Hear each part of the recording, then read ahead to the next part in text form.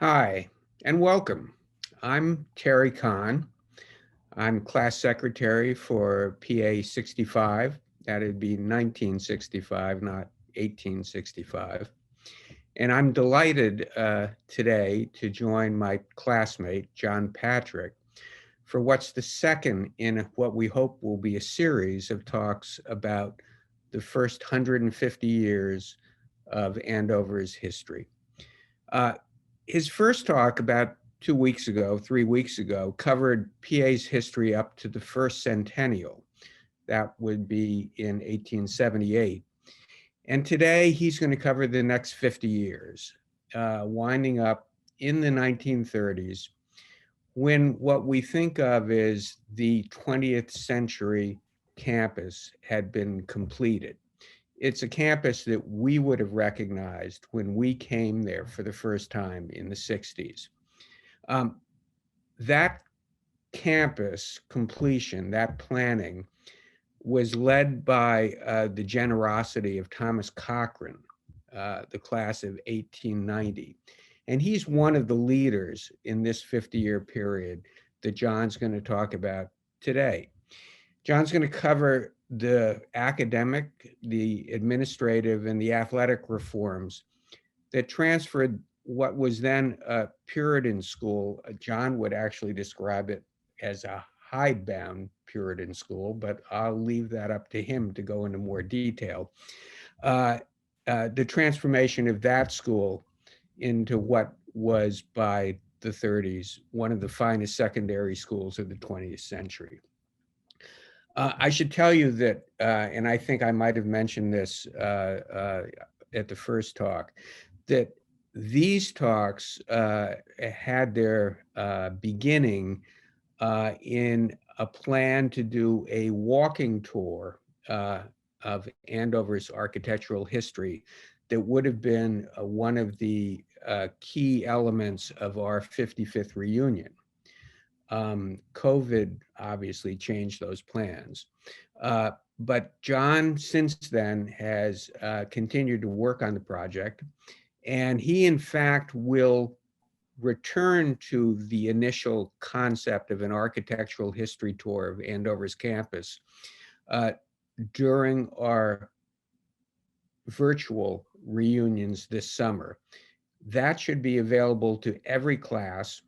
And while he won't be able to walk us around the campus, it will be truly a wonderful online experience.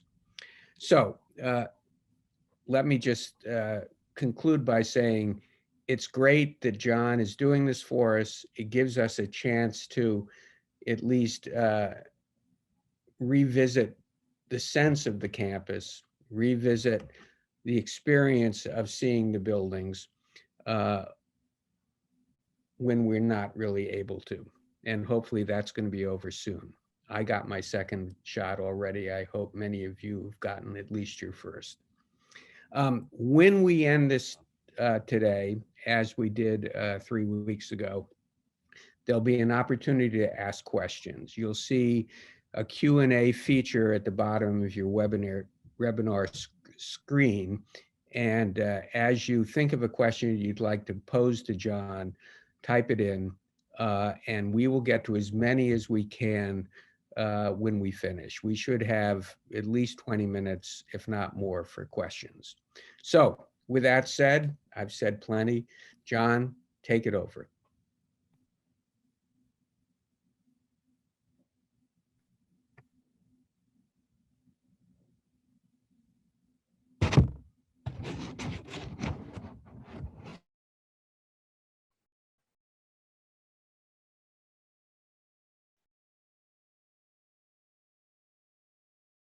Thanks, Terry, and thank you all for joining us today.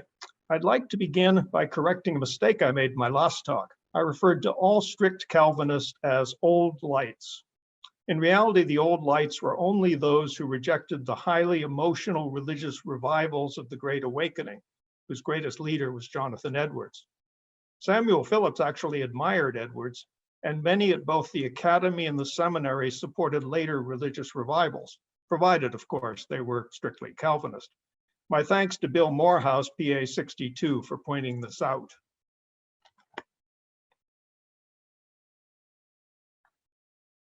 This talk covers Phillips Academy's story from roughly the 1870s to the early 1930s.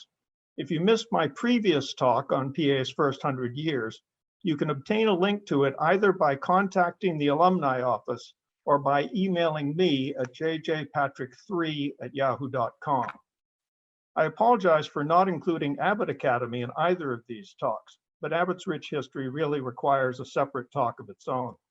Also, please bear in mind that the meager 1 megabyte per minute upload rate of my internet connection may occasionally slur my voice or delay the appearance of a slide. If that makes anything I say hard to understand, please feel free to ask me for clarification, again at jjpatrick3@yahoo.com.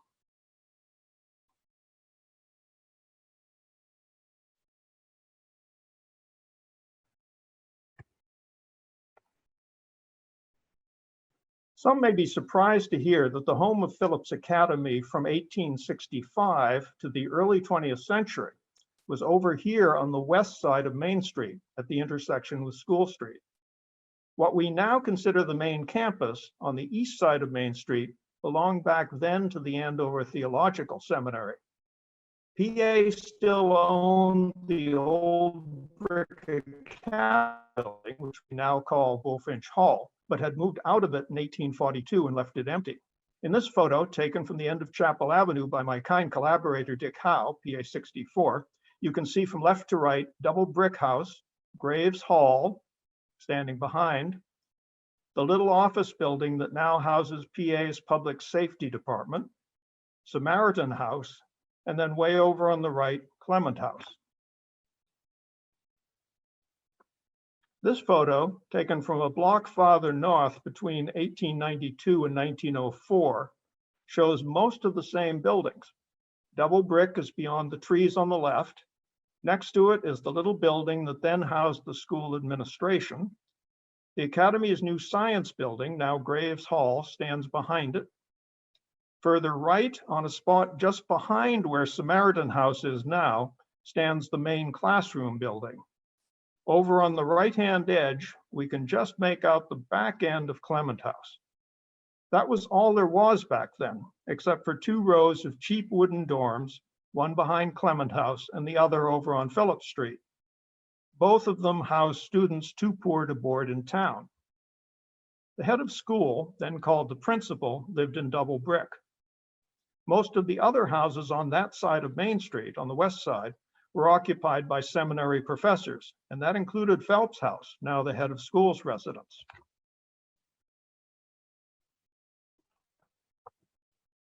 Back in 1865, when the Victorian main classroom building was built, it was the only classroom building and it housed all of the school activities.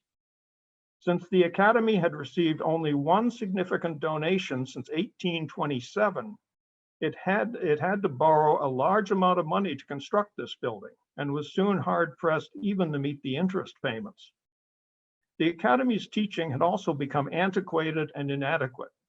Its classical department still taught a century-old curriculum of Latin, Greek, and a little math to boys bound for college. Samuel Taylor, the devout Puritan principal, neither knew nor cared that colleges were beginning to establish entrance examinations that included other subjects.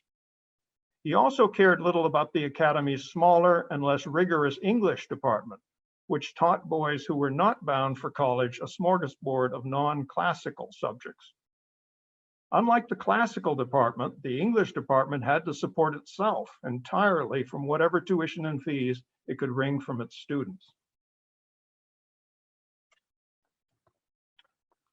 The principal wielded almost total authority in school matters, with the notable exception of financial matters, where, for example, it was the trustees who determined tuition on the advice of their treasurer. The PA principal and his English department counterpart did a large share of the teaching themselves. They never consulted their handful of young and inexperienced assistants on anything of substance, and they ruled the students through fear of punishment. All examinations were still oral. Phillips Academy thus remained in many ways an 18th century school, and it was also still steeped in the founder's 16th century Calvinist religion. For example, all students were still obliged to attend 2 long services at the seminary on Sunday. And yet, despite all that, less than 3 decades later, PA would enter the 20th century as one of America's leading high schools, already well on its way to becoming the well-administered, state-of-the-art secular school that I knew in the mid-1960s. Overcoming the daunting financial, organizational, and cultural obstacles that stood in the way was to a great extent the work of this man, Cecil Franklin Patch Bancroft, who became principal in 1873.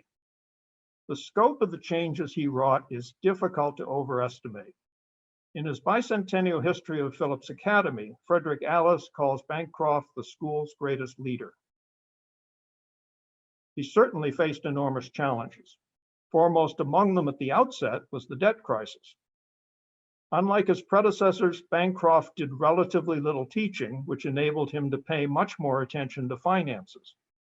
He was the first academy principal to work closely with the treasurer of the Board of Trustees on school budgets and fundraising.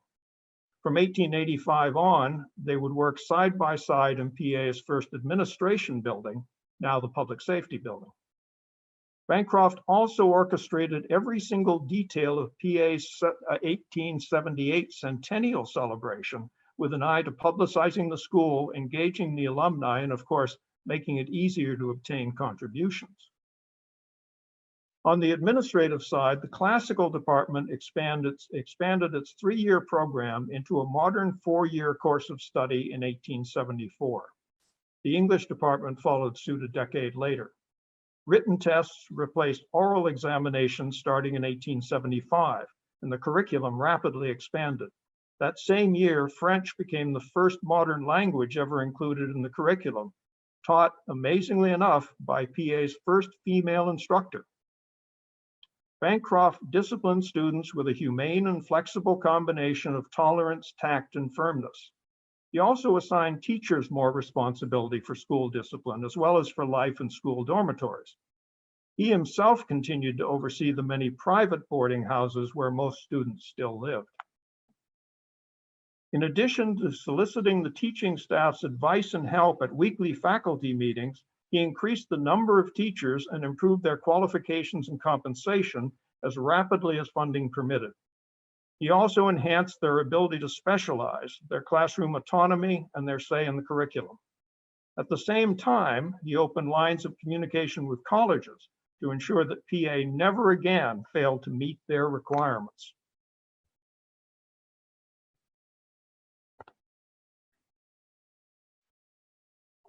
This is William Graves, the man who, in cooperation with Bancroft, brought PA science instruction into the 20th century. He had been hired back in 1865 by Principal Taylor to fill a chair in mathematics and the natural sciences that the philanthropist George Peabody had just endowed for the head of the English department. Graves immediately set about increasing the technical rigor of the department's curriculum. But the continued burden of keeping the department self-sufficient limited his ability to upgrade lab equipment and technical instruction. He resigned in 1870. In 1875, Bancroft convinced the trustees to relieve the English department of having to finance itself exclusively from tuition and fees. With the department head now free to focus on building up the technical faculty, obtaining new equipment, and planning new facilities, Bancroft was able to persuade Graves to return in 1881. In 1883, PA completed the first new building, I should say, of the Bancroft era, and the first structure dedicated exclusively to science in the school's history. It was a well-ventilated modern laboratory to get experiments with volatile chemicals out of the basement of the main classroom building. It became the lab wing of the new science building when a much larger classroom wing was completed in 1892. This photo of Graves Hall, taken in the fall, shows the lab wing to the left of the building's main doorway, capped by a ventilation tower. The doorway itself and everything to the right of it is in the classroom wing. This striking front facade was designed to face the long-gone main classroom building. Few people even see it now, because almost everyone enters Graves through a door at the rear. In 1894, the English department was named the scientific department in keeping with its mission of preparing students to enter America's new university-level technical institutes and scientific schools. For the first time in its history, the department now matched or even exceeded the academic prestige of its classical rival. In 1895, it even found reason to begin offering Latin, with the scientific department teaching Latin and the classical department teaching what were previously considered English subjects, like history and English literature. There was clearly no reason to maintain the antiquated distinction between them. Yet PA would not institute departments based on modern academic disciplines until after 1917. This first science building was eventually named in Graves's honor, but ironically, PA soon replaced it with Morse Hall, the school's second science building, leaving Graves to eventually become the home of the music department. As I noted in my last talk, student interest in sports, particularly baseball and a rough, kicking-only form of football, greatly intensified after 1850. Despite discouragement from Principal Taylor, who considered games at best a distraction from work and worship, in the 1860s, students had moved on from pickup games to organizing standing teams representing classes or groups of nearby residences and so on. The Academy boys, known as CADs, also organized an all-school team to play the Theologues, as the Andover Seminary students were known. In 1866, the trustees gave in to long-standing student agitation for a permanent playing field, grading this baseball diamond behind the Victorian classroom building. The same patch of ground accommodated a football field in season. The trustees also installed rudimentary gym equipment in empty Bullfinch Hall. In 1866, Principal Taylor also reluctantly permitted the school baseball team to travel to Tufts for the first game against an outside opponent. However, he allowed no further outings while school remained in session, so the PA team had to play its other two outside opponents that year, both of them semi-pro teams from Boston, during a vacation period.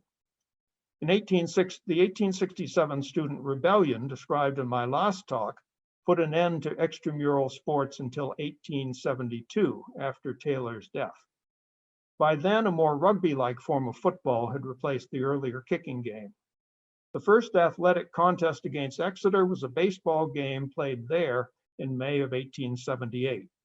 The first Andover-Exeter football game, which took place at Andover that fall, was covered extensively in the newly founded Philippian, whose editorial policy was every bit as pro-sport as its readers. That same year, students founded a student-wide athletic association, school-wide athletic association, to coordinate the management and finances of both intramural and extramural teams. But dependence on voluntary student contributions left every major sport, even major sports like football and baseball, chronically short of money.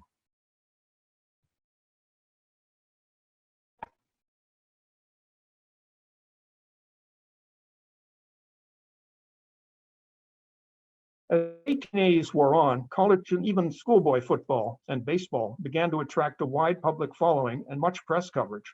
Some PA games began to draw thousands of spectators to a school that still had only a few hundred students. This enabled the Athletic Association to charge admission, which in turn allowed the football and baseball teams to increase their yearly schedule from 4 or 5 games to 9 or 10. Their opponents in the 1880s were still mostly amateur teams fielded by clubs, towns, or colleges, although competition with schools increased in the 1890s, while games against clubs and towns fell off. Revenue from admission also enabled the Athletic Association to support other athletic programs. In 1891, for example, Income from football games financed the building of a cinder track in the area that is now the West Quad. So-called minor sports also appeared. Some, like tennis and distance running, prospered. Others, like lacrosse and crew, were soon abandoned. A student-funded upgrade in 1887 expanded the academy field and greatly improved its grading, as this photo shows. Students also funded a roofed baseball grandstand near the background and the large open grandstand. Unlike his predecessor, Principal Bancroft approved of sports. With his blessing, some faculty members began to mentor the students involved in athletics and to accompany school teams and their supporters to away games. In the spring of 1889, however, the faculty became involved as a body when bitterness between Andover and Exeter over professional ringers and unsportsmanlike conduct culminated in a Donnybrook between PA and PEA students following a baseball game.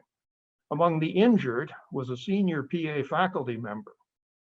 The two schools called off their rivalry for a year.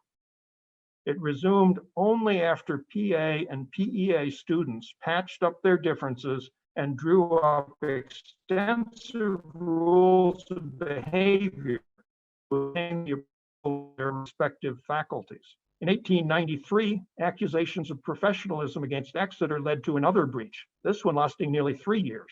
The faculty took the opportunity to lay down new rules for everything from refereeing to academic eligibility to team finances. And this time, the principals of the two schools ended the standoff, not the students. Although PA students would continue to manage all school sports, they would now do so within a firm regulatory framework and under much closer oversight.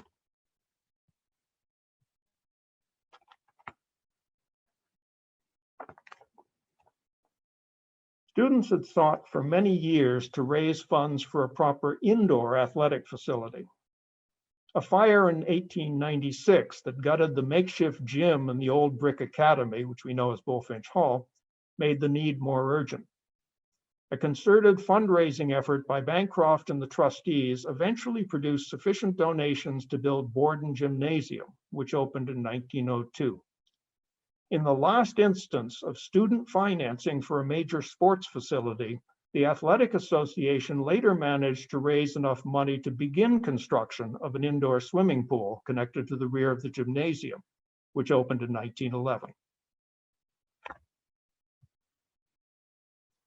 To complement the new gym, trustee George Knapp donated enough money to purchase land across Highland Road and build Brothers Field, which he asked to have named both for him and for his deceased brother who had taught at PA. Opened in 1903, it finally gave the baseball and football teams separate fields. The only part of the Brothers Field complex that remains today is this baseball diamond, still PA's varsity field. The football portion of Brothers Field was located where the Case Memorial Cage and PA's first indoor hockey rink were later built.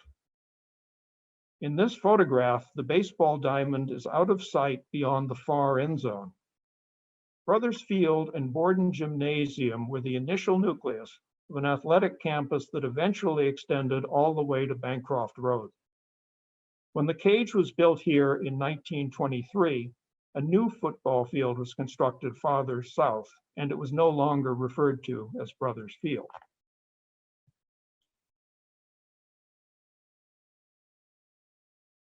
Back in 1897, the incredible workload of transforming Phillips Academy had begun to tell on Principal Bancroft's health, and he hired his young nephew, Alfred Stearns, to shoulder some of the burden as his assistant. Bancroft particularly needed Stearns's help in meeting the rapidly growing demands of athletics. Having been a standout baseball player and team captain at both PA and Amherst, Stearns immediately took charge of the baseball team as PA's first permanent faculty coach. He was soon coaching football as well, even though he had to hire college players as assistants to make up for his relative ignorance of that game. Stearns's prodigious energy enthusiasm and management ability made him, in effect, PA's first athletic director. Just as Bancroft was the man most responsible for transforming PA into a first-rate 20th century school, so Al Stearns, more than anyone else, would institutionalize athletics and make it integral to the Andover experience. In 1898, he began hiring successful college athletes to coach PA teams on a year-to-year basis. The following year, he hired the first permanent track coach, who also served as PA's first professional trainer. And then in 1902, the trustees selected Stearns to replace his deceased uncle as principal, despite being only in his 30s.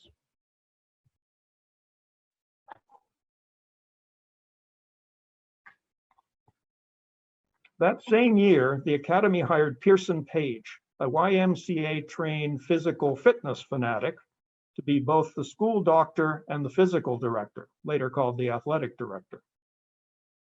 With the new principal's support, Page immediately instituted a school-wide fitness program consisting of compulsory gym exercises in winter and compulsory intramural sports of various kinds the rest of the year.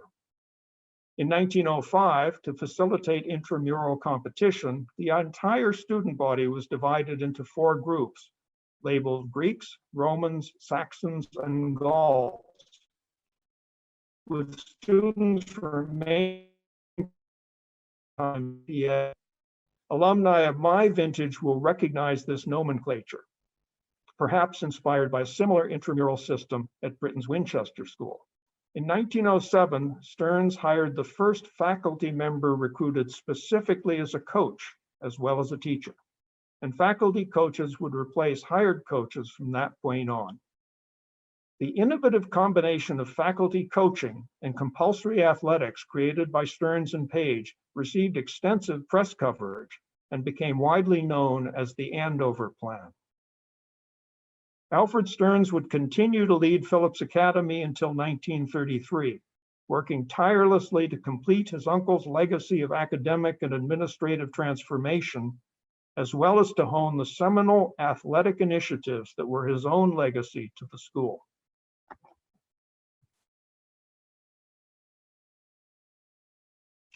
Back at the end of the 1880s, with Principal Bancroft's reforms rapidly transforming the academy as an institution, attention turned to creating a modern physical plant to embody that transformation. Most of the growing student body still lived in boarding houses for lack of housing on campus. The ever more decrepit English and Latin commons rows remained the only dormitories, and even students who lived there had to make their own eating arrangements.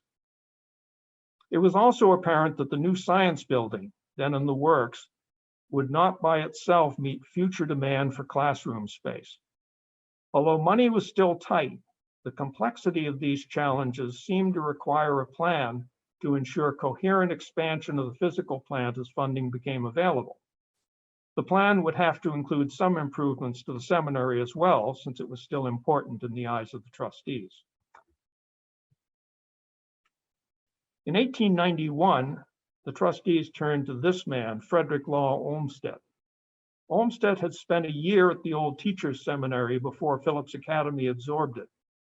He had since become America's most renowned landscape architect, famous for his work on New York's Central Park and many other public spaces. The main reason for turning to Olmsted was presumably his creation in the 1880s of a striking new campus for the Lawrenceville School. This sketch of his famous Lawrenceville Circle is from the online archive of the Frederick Law Olmsted National Historical Site, which Michael Foss, PA 99, kindly drew my attention to after my last talk. The apparent simplicity of this scheme belies the splendid effect Olmsted's park-like landscaping of this spacious circle achieved in combination with buildings by Peabody and Stearns, the same firm that would later design PA's board and gymnasium.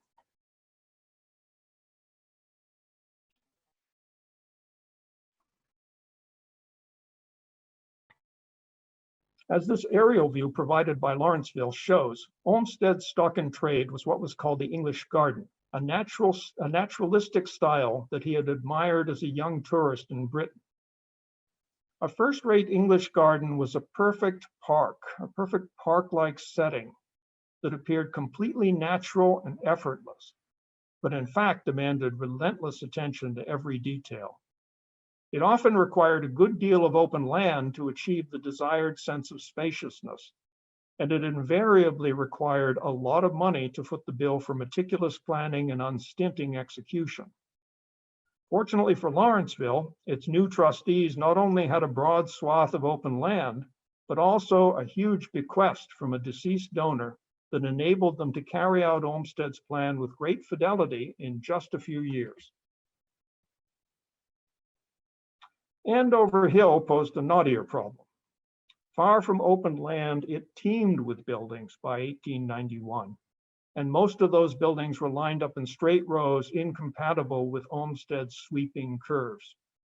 PA did own a long stretch of mostly open land that started just west of School Street, curved around in back of these buildings, and then ran south all the way to what is now the West Quad. This was more land than Olmsted had needed at Lawrenceville, but PA was a bigger school, and this land was too long and narrow to accommodate an expansive design. Olmsted did what he could, but as this variant of the 1891 plan shows, he was unable to alter the straight lines of existing buildings, so instead he framed them within curving roads designed to serve new buildings. For the Academy, which is on the left side of Main Street, which comes down through the center, the plan consisted primarily of the two roughly parallel new roads. Closer to Main Street was for functional structures like classroom buildings, a dining hall, and a gym. Sorely needed dormitories would line the other road farther west, but lack of space prevented either road from achieving anything like the graceful sweep of the Lawrenceville Circle, and numerous building sites precluded any feeling of spaciousness. We can appreciate why Olmsted could not replicate his successful Lawrenceville design if we imagine ourselves walking from the old campus that we just saw down School Street toward Clement House, then turning left on Old Campus Road toward the current PA power plant. Old Campus Road is, in fact, the outer dormitory road we saw in Olmsted's plan. The small dorm in this photo, which used to be called Draper Cottage, is one of 4 that PA built on Old Campus in accordance with the 1991 plan. Its small size reflects an Olmsted concept for a boarding school dormitory. This is Draper Cottage when it was brand new, built among the soon-to-be demolished little wooden dorms of the Old English Commons. Olmsted believed that at least some dorms in the school should be cozy buildings, small enough for the boys to be overseen by a single resident faculty member. It was Olmsted himself who called such dorms cottages. The unique designation of PA's 4 cottages continued to evoke the school's connection to America's greatest landscape architect until the administration recently abolished it, along with so much other historic nomenclature in the name of some putative efficiency.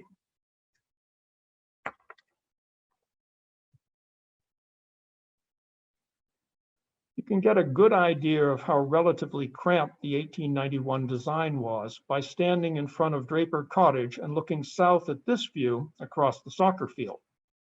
On the left is the back of Graves Hall. Olmsted Street for classroom buildings and other functional structures would have run behind Graves along the left side of the soccer field. Old Campus Road curves around the other side of the field and continues down to Andover Cottage, which appears in the distance on the right. If you imagine another classroom building straight ahead, just beyond Graves and just as big, and then imagine dorms lining Old Campus Road on both sides, you can see that this would have been no park-like English garden. This is where PA's attempt to carry out the Olmsted plan petered out for lack of the huge amount of assured funding it demanded. On the right are three other Olmsted cottages, Andover, Eaton, and Pemberton.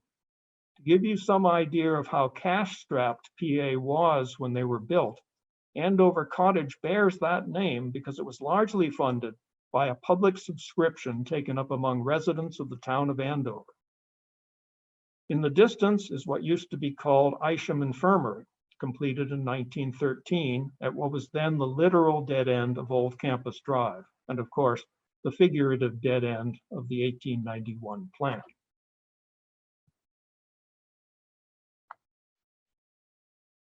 In the 1890s, Olmsted retired completely from F.L. Olmsted and Company, which two of his sons then renamed Olmsted Brothers. In 1901, PA commissioned a new campus plan from the brothers. This plan focused exclusively on the area south of Phillip Street, far from the old campus. It would remain the principal focus of planning for the next 2 decades, of which the West Quad seen here is the only remaining evidence. Most options in the 1901 plan, and also in its 1903 iteration, featured the regularly spaced quadrangles that were the latest fashion in campus design. This layout from 1903 shows a series of quadrangles facing Bullfinch Hall and Newsham across Main Street. The culmination of planning for a new campus south of Phillip Street was the 1919 plan depicted in this model. Had it been built, PA would look a lot more like Exeter. By this point, Boston architect Guy Lowell was in charge of campus planning, with Olmsted Brothers providing support. Lowell had become PA's first school architect after successfully completing his building for the Robert S. Peabody Archaeology Institute in 1903. At the center of Lowell's proposed main campus is the bell tower he designed to honor PA's 90 dead in World War I.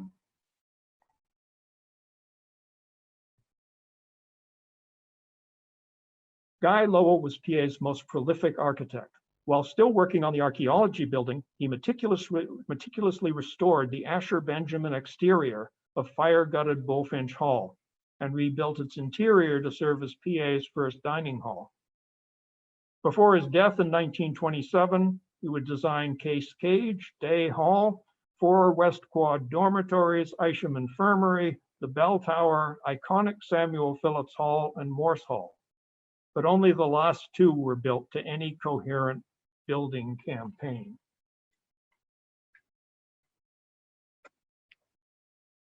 PA's campus plans were all merely aspirational.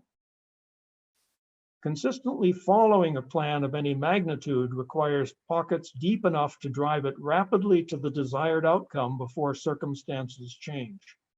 In the 1880s, Lawrenceville had the deep pockets to complete its campus plan as designed. In the first 2 decades of the 20th century, PA did not. It was reduced to seeking out individual donors for each new building, and even to accepting Robert Peabody's offer to build the Archaeology Institute, which embodied priorities utterly unrelated to any school plan or even to the school's apparent mission.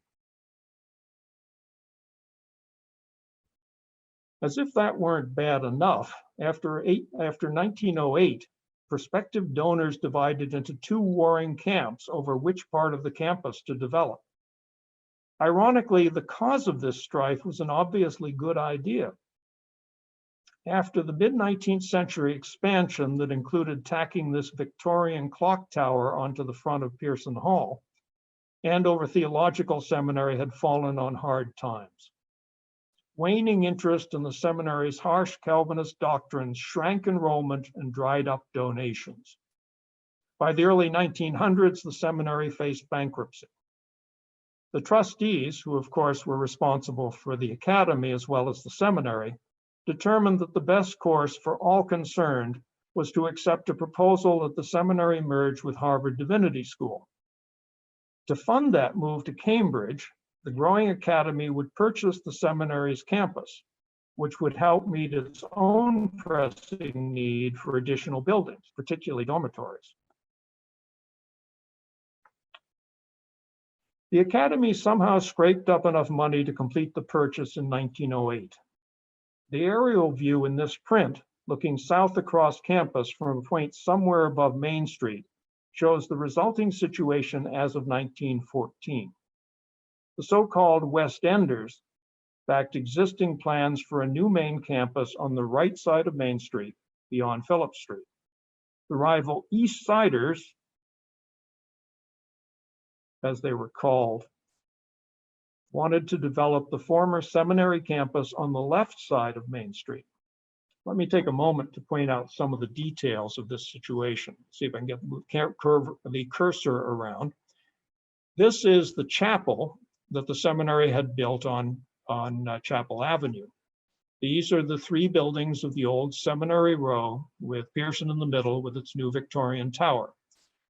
This is the seminary's library standing at the south end of the Great Lawn. It was also a Victorian addition. And this is Day Hall, which the Academy in 1910 had installed as a continuation of the old Seminary Row. On the other side of Main Street is the old campus down here at the corner of School Street, with the original Academy building still standing and still the main classroom building. Then we have the Peabody Institute up here interrupting the old Faculty Row. On Phillips Street, we have Bancroft Hall. And then up here are the two front dorms of the West Quad, which is all that was built by that point, with Isham standing to the west behind them. The West Siders could point to 2 decades of planning and 5 new buildings completed after 1900. The East Siders could counter that Foxcroft, Bartlett, and Day were providing a lot of desperately needed dormitory rooms, that the seminary church was now the Academy Chapel, and that the seminary's old library now housed offices for the PA administration.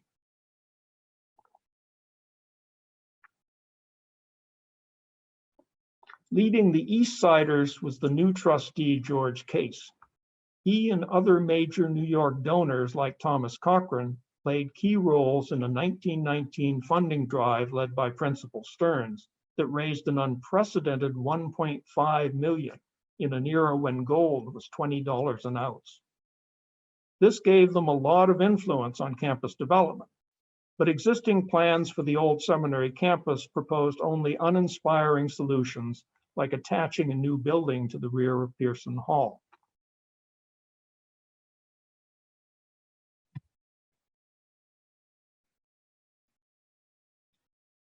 In 1921, presumably on the advice of the New Yorkers, the trustees hired this man, Charles Adams Platt, as a consulting architect, as he was called, to come up with new ideas.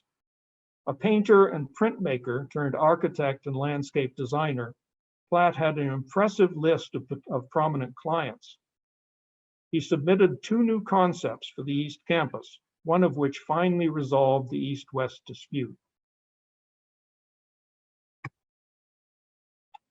A tree-lined walk already crossed the Great Lawn from the Venetian clock tower, or the Victorian rather, clock tower of Pearson Hall to Main Street. Platt proposed to remove Pearson in order to extend this fledgling vista between Foxcroft and Bartlett, then erect a large new building behind the old Seminary Row with a prominent central pavilion to give the extended vista a new visual focal point.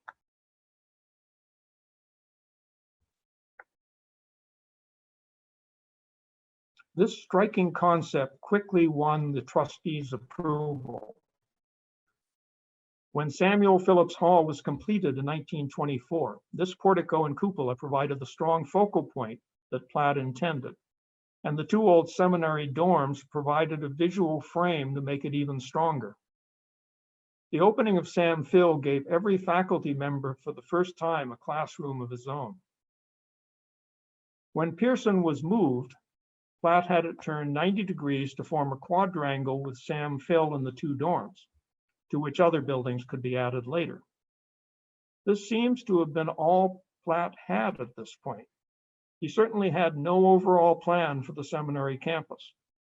But from then on, he would seize every opportunity that arose to extend and embellish his basic idea of symmetrically framing the vista to reinforce its focal point at Samuel Phillips Hall.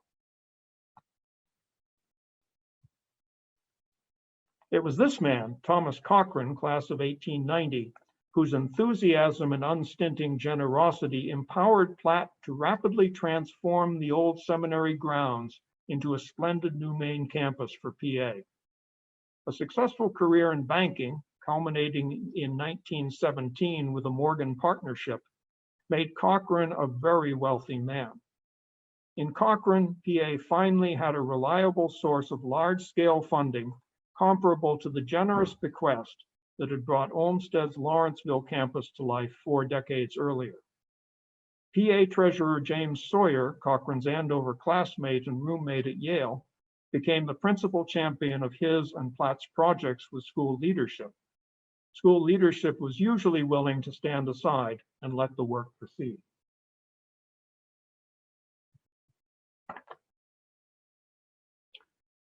With Platt now calling the shots, the quadrangle behind the old seminary row was completed by adding George Washington and Morse halls. GW, completed in 1926, was the first PA building Platt designed. Morse was the last that Lowell designed before his death in 1927. Platt would design all of the subsequent buildings to complete the new main campus, except for the Andover Inn.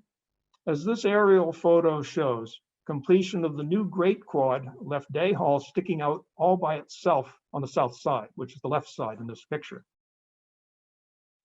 Platt took this opportunity to create the adjacent Flagstaff Quad, with Paul Revere and a new dining commons forming the other 2 sides. Paul Revere's completion in 1929 enabled all boarders to reside on campus for the first time in the Academy's history.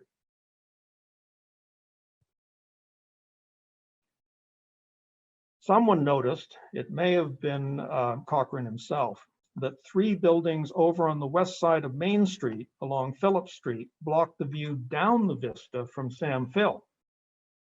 Cochrane accordingly footed the bill to have Bancroft Hall, seen in the center of this aerial photo, turned around and dragged over to the west quad, 4 of whose dorms can be seen behind it.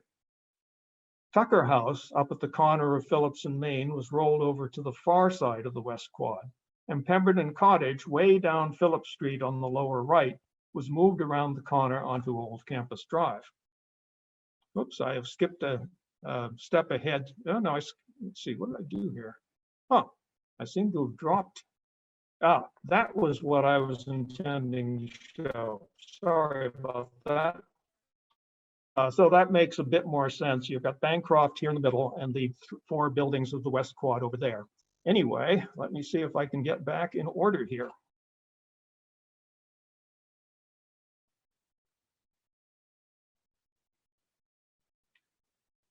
Meanwhile, the expanding Academy book collection housed in the cramped old seminary library was in dire need of more spacious quarters. Platt used this opportunity to further expand the symmetrical framing of the vista's focal point, placing the new Oliver Wendell Holmes Library forward of Bartlett Hall and farther from the vista. He would have to place something else in a mirror image location on the other side of the vista to complete this expanded visual framework. The obvious candidate was a new chapel for the growing student body.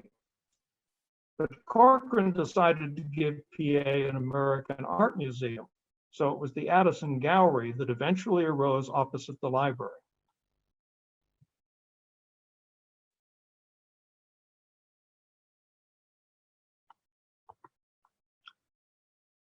The last building designed by Platt and financed by Cochrane was a new chapel. Demolition of the Victorian Library had now cleared the full sweep of the Great Lawn. Back in 1923, Lowell's bell tower had been installed across Salem Street from the Great Lawn's south end. If the new chapel had a tall steeple, and were sited across Chapel Avenue from the Great Lawn's north end. It would balance the bell tower and bring even the Great Lawn into the symmetrical framework. This picture, painted by Charles Platt himself in 1933, shortly before his death, shows the completed main campus as he and Cochrane had developed it from his original concept in little more than a decade. Who needed a campus plan?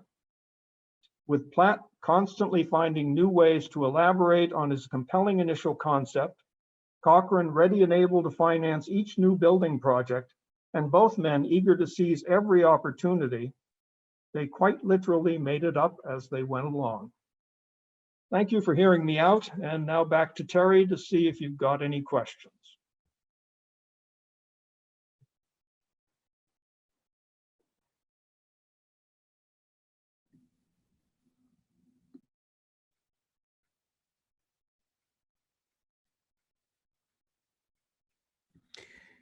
What a great presentation, John. Thank you so much. I hope several of you have questions. We're looking for them. But let me start by saying, and I know you touched on this briefly when you talked about the names on the bell tower and the fact that 90 alumni lost their lives in World War II and World War I, excuse me. But it was the first World War in the history of the school. What kind of an impact did it have on the campus itself and campus life? Well, everyone was quite enthusiastic. There were a lot of Anglophiles on the PA campus by that time, and they organized a battalion of students to drill. They did marksmanship. They actually had a marksmanship range, if I recall correctly, in the basement of Pearson Hall. So they were quite involved in the war effort, but the effect on the academy as an institution was not that great. Matter of fact, I can't think of anything specifically that the war had, any effect specifically that the war had on the institution. Of course, many people from the institution were involved in the war, as witnessed the 90 who died in it. It did create a hiatus in moving forward. The reforms of the administration and academics and so on continued, but the building plans and that sort of thing had to be put on hold. There was just too much else going on. So essentially, it wasn't till the end of the war that things started getting moving again in terms of changes at the academy. So it was essentially, from an institutional standpoint, a hiatus. Thank you. And I'm gonna hold off on asking you to explain exactly what you meant by hidebound for later. In the meantime, we have a slew of questions. We may be here all night, so order Barry, in. let me interrupt for just a second and remind people, if I don't get to your questions, please feel free to email them to me. My email is jjpatrick3@yahoo.com. I'll be happy to receive them. So let me begin with Floyd Greenwood, who asks, what did students learn in PA's 19th century science classes? Basically, by the time Graves's reforms had taken hold, it was something you would recognize. In the old English department prior to his reforms, it was a real smorgasbord. There was a little bit of geography. There was, I don't remember quite the title, but it sort of had the sound of scientific religion. They taught surveying, for example, because people at that point wouldn't necessarily go on to college to become technical people. They taught a certain amount of industrial processes. They taught agriculture was one of the subjects. It was not rigorous, and it was a smorgasbord. It was a lot of things chosen in part because they had to support themselves exclusively from fees and tuition.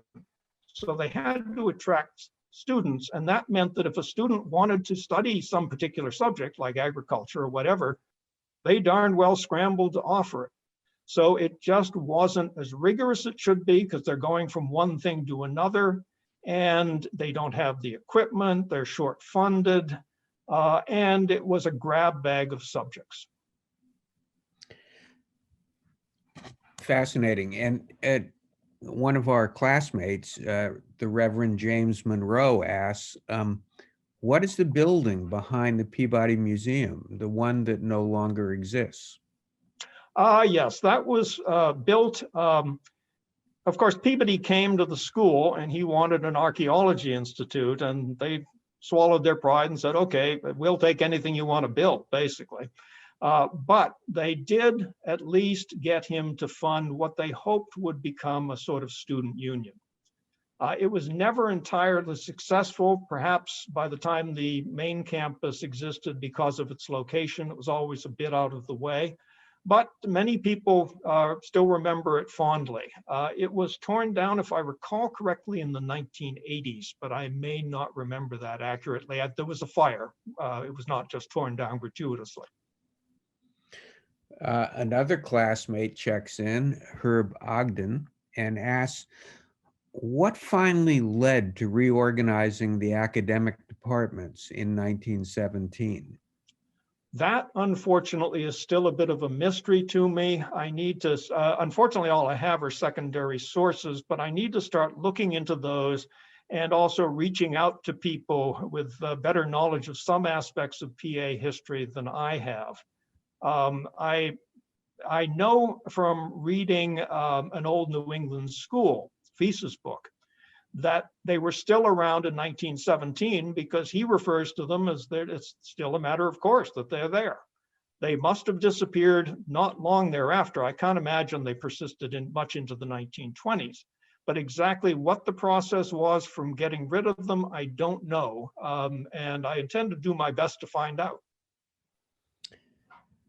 Bill Robinson checks in. He got on a little late, and he was wondering if he would be able and others would be able to access recording of this, just like you could do with the first talk.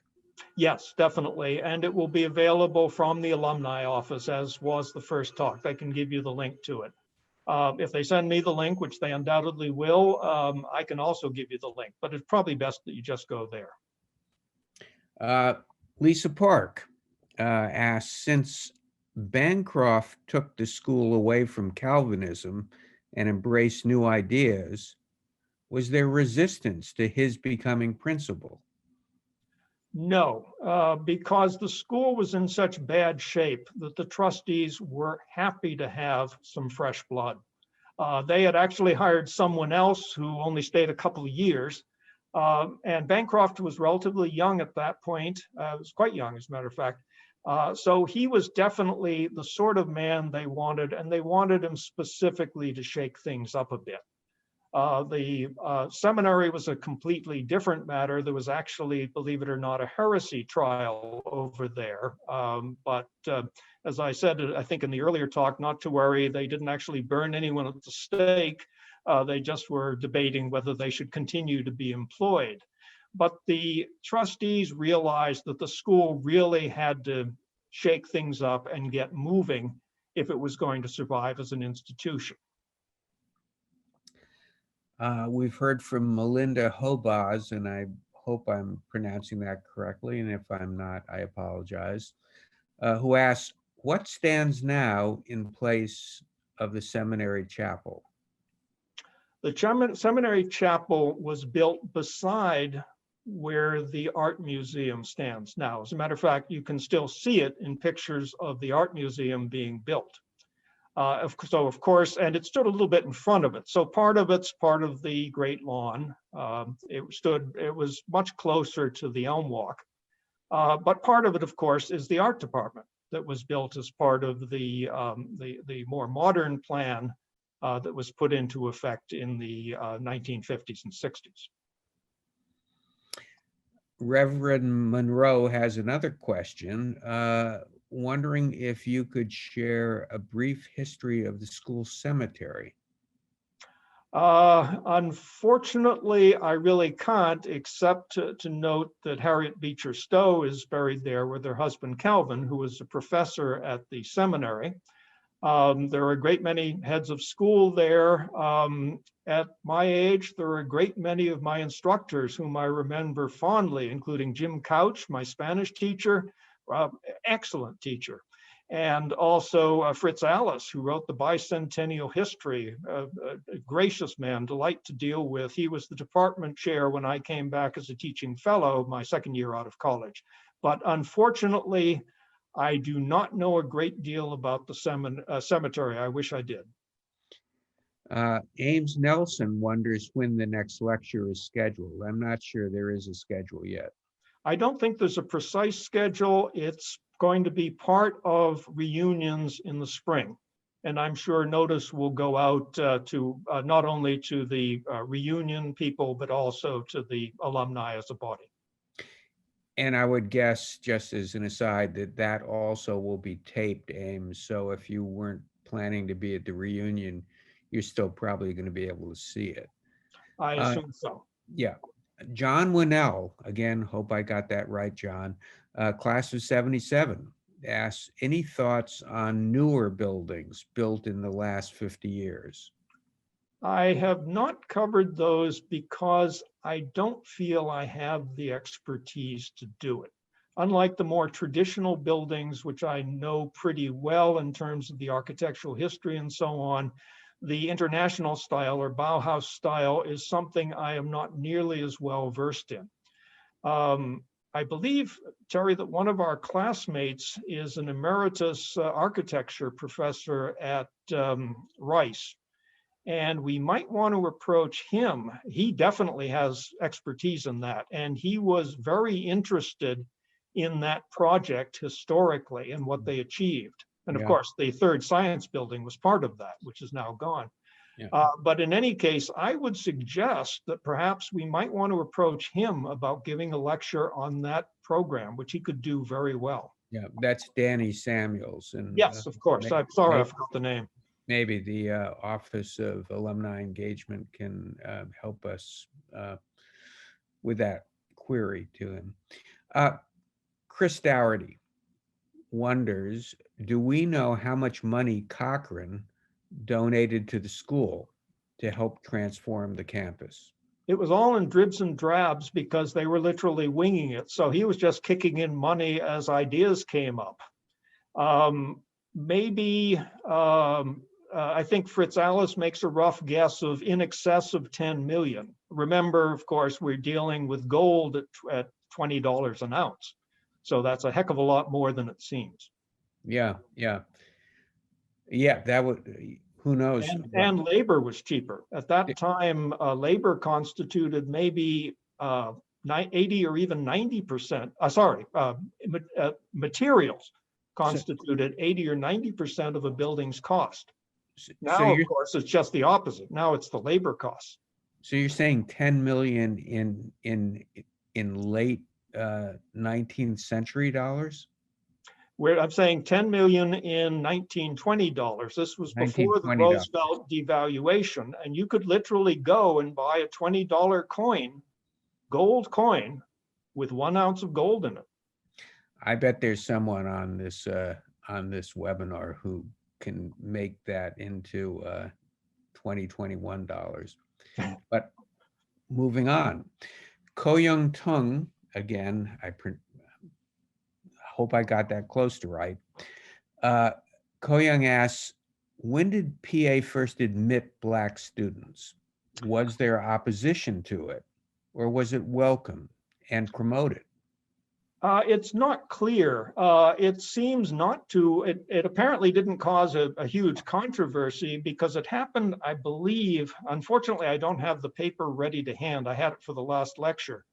But it was way back in the 1830s, I believe. I might actually have been the 20s. And since there's no great stories about it, I would assume that it was somewhat a matter of course. There was another Black student before the Civil War. And then, of course, Greener graduated in 1865 and went on to become Harvard's first Black students. So PA does have the honor of having beaten Harvard by a considerable margin in opening up the school to Blacks. John Mayock, class of 84. We'll assume that's 1984. In your first talk, you indicated that PA had a student body largely drawn from New England. When did the school take on a more national profile and a more national student body? When did not quite finished.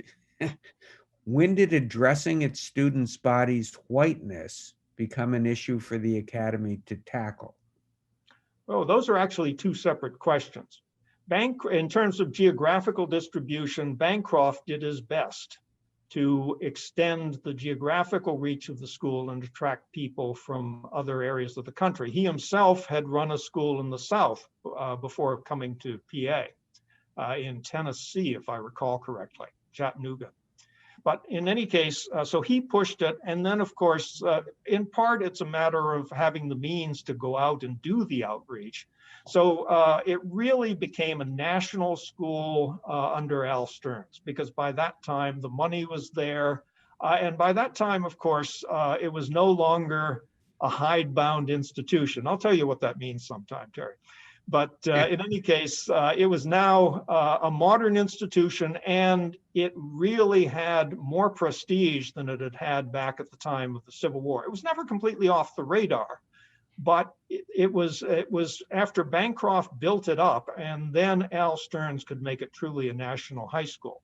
Now, in terms of racial minorities, that's an interesting question.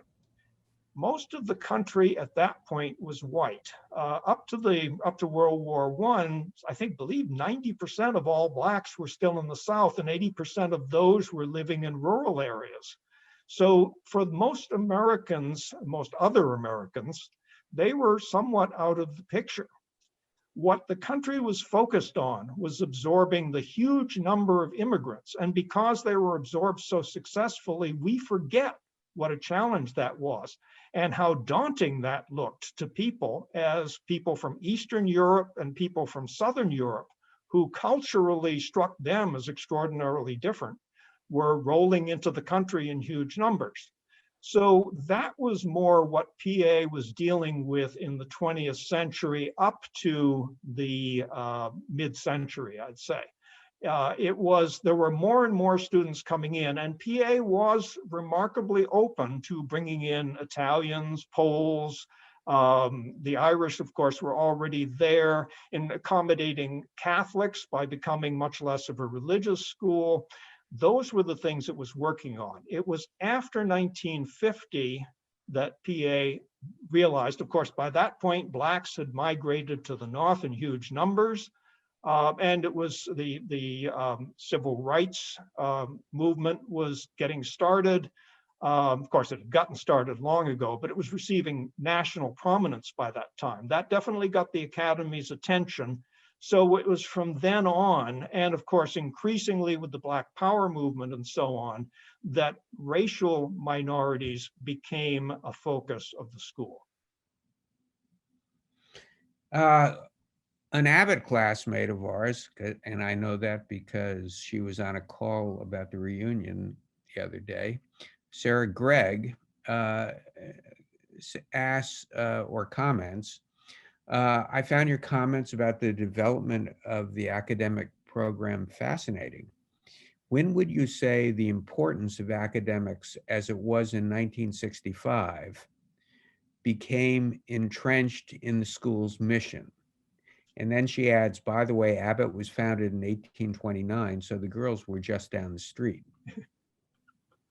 I do regret that I could not include Abbott. They will be included in the architecture talk that I'll be giving at reunions, most definitely. And I will see what I can do about future talks. But Abbott really needs a talk of its own. I've been saying this, if anybody wants to give it, it should be someone associated with Abbott, and I will be happy to help. But anyway, that's a that's my little ad for a talk on Abbott Academy, which I would very much like to see to cover that history. In terms of academics, I may have given a mistaken impression. The English department was academically sloppy, but not the classical department. What it was hidebound. It was old-fashioned, but it was academically very rigorous. You knew your Greek and Latin. You could translate Latin into Greek. You could translate Greek into Latin. You could translate both into English and English into both. And you knew it cold because you were examined on it daily, orally, and you'd better get the pronunciation right too. So PA was always a rigorous school, at least in the classical department, the Latin department. But it was hidebound. So what Bancroft did was not so much introduce rigor, except for the science instruction, except for the English department. What he did was he kept the same rigor and then brought it into the modern world, in effect. Reverend Monroe, who I'm not clear if this is a query or a comment, but and it follows Sarah's query. But Reverend Monroe writes, the first time I kissed a girl was in front of that building at a dance with some girls' school. Unless he's asking you to see if you can identify that girl, I think we'll just move Or that building. we'll just move on to Ken Mcwilliams, class of 64. No, 54. Sorry, Ken. I apologize. Ken says, somewhere along this timeline, Andover developed a national reputation for excellence. What was the driving force that made that happen?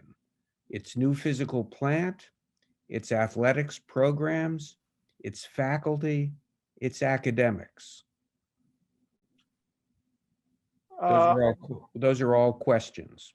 Yes. What was the driving force that made, I got sort of lost in the question. What was the driving force? What was the driving force that gave Andover a national reputation for excellence? I would say, first and foremost, Bancroft. He was the one that really put the school on the map as one of America's leading high schools. And then Al Stearns consolidated that. They were really, in terms of the institution, as opposed to the campus, they were really the driving forces. And of course, they were relatives and one succeeded the other. So that worked out very nicely. Of course, fundraising also, oddly enough, played into that, because once you reached out to alumni all around the country to try and raise money, you also brought them in to let people know about the school. So it had a positive effect both ways. You began to develop an alumni network. And of course, many of the alums had gone on from New England. Even if they were New Englanders or New Yorkers to start out, they'd gone on to other parts of the country. But another thing that I think put the school on the map, and I alluded to it, was athletics. Remember, at this point, most public high schools had no athletics. We're talking the turn of the century, or at least minimal at most. There were town teams, often amateur teams, but they weren't high school teams. And there were much fewer professional teams of note. They existed, but they weren't covered all that much. What was really prominent in sports were colleges and also those schools that did have sports programs. And of course, PA was into sports very early, relatively speaking, as a high school.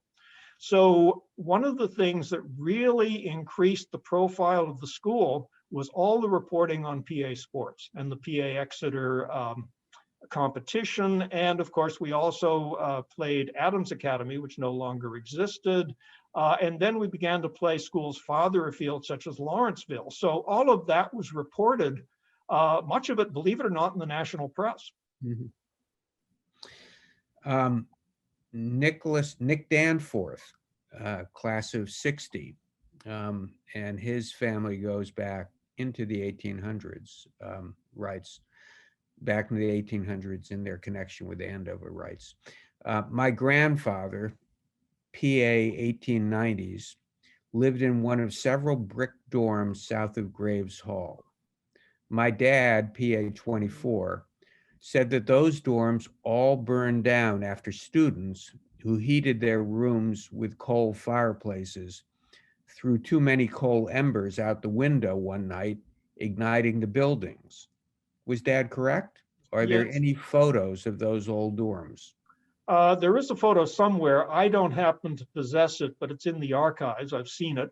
By the way, they were not brick buildings. They were the cheap wooden buildings that we saw when I showed Draper Cottage amidst those buildings. Those were the buildings. Draper Cottage, in fact, was built directly in the footprint, as you could see, of one of the buildings that had burned down. The one where they, where one of the, those were the English Commons. One of them might have been burned down very early on, because although there's a map from the time they were built showing 6 dorms there, no picture exists going back, presumably at least to the 1870s, of more than 5.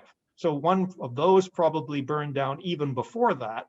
One of the Latin Commons burned down. So probably 3 of them burned to the ground. However, the one in which a student discarded, by the way, there was no plumbing, so it wasn't just ashes they were discarding out the window, unfortunately. But it was totally unsanitary. But in any case, the one that he told the anecdote about, the student threw the ashes out the window. They were supposed to have been carried down the basement. Often they were just thrown down the stairwell into the basement. He threw them out the window, and they came in a lower window and started a fire. But the fire was contained before the dorm burned down. Well, Nick, that's what we got right now.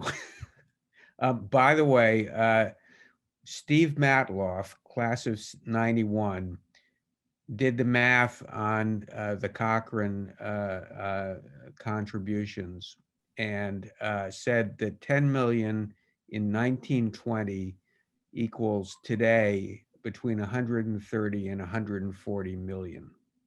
And that is a considerable understatement, again, because the cost of labor was so cheap. Got it. So I would guess that in terms of what you could build, oh, who knows? It's so much more expensive to build things nowadays. But I'd almost be certain to say you're talking $1 billion in terms of current impact. Yeah. Carl Teusch, and again, I'm not confident I got that last name correct, and I apologize, Carl, if I didn't. Asked, what were the demographics of the student body during this period? All New England, every quarter of America, foreign students? And then he adds, Joseph Hardy Nishima from Japan was a student at the seminary in 1870 for a start. Yes, there were quite a number of international students from relatively early on. I don't know of any pre-Civil War, but there may have been. But in any case, the missionaries, of course, this was a Puritan school. It was a Congregationalist school, and there were swarms of missionaries going out. The seminary was a great hotbed of missionary activity. So they went out, and as a result, people wound up in the countries they went to, wound up hearing about Andover, and some of them came back to actually study at the school or study at the seminary or both. So there were a number of, one of the ones that I liked the best, and this was definitely under Bancroft's regime, I want to say the 1880s, there was a Chinese student who came, and he became a standout pitcher, I believe, on the baseball team. And then he later came back before World War I as the ambassador of the Chinese Empire to the United States and visited the school in that capacity. We're beginning to hit our drop dead time, I think, John. I'm going to take a couple of more questions. I want to advise you that we're going to leave about a dozen questions unanswered. Please send them to me. I think we will have Judy at Andover forward them all to you so you can type answers. But I've got one here from, I believe it's our classmate, Tim Mahoney, who says, you didn't mention George Washington, or he said, you didn't mention GW. Was it built as the admin auditorium building mid-20s, or did it originally have another purpose? No, it was administration, and then it had the big auditorium. There was a great drop-off of the land, of course, at the rear end of George Washington. And as a result, it was perfect for putting a big auditorium space in because you could have stadium seating. It almost came with the rations as far as that terrain was concerned. But no, that was its purpose. It was for administration, and it was as an assembly room. All right, I'm going to give you one final one, and I'm not sure you'll know the answer to this, but Etan, and again, Etan, if I've mispronounced that, I apologize. Was there, I assume he means, were there quotas for blacks like there were for Jews in the 20s? No, not that I know of.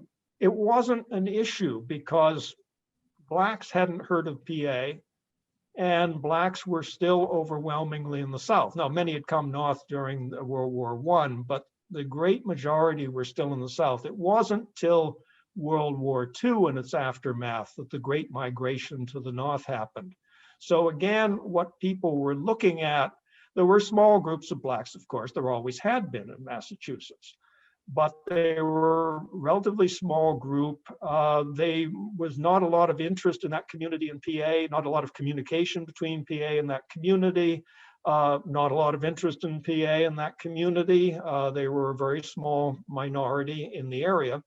But there would have been no reason to put in a quota. It never occurred to anyone to go out and try to get blacks to come to the school. It just wasn't on people's radar. It's as simple as that. So there are about 10 more questions in the queue, John, and I've been assured that you will get all those along with the contact information for the people. So I think with that, I'm going to say, wonderful job, fascinating presentation. I can't wait for the next one, and thank you very much. Thank you, Terry.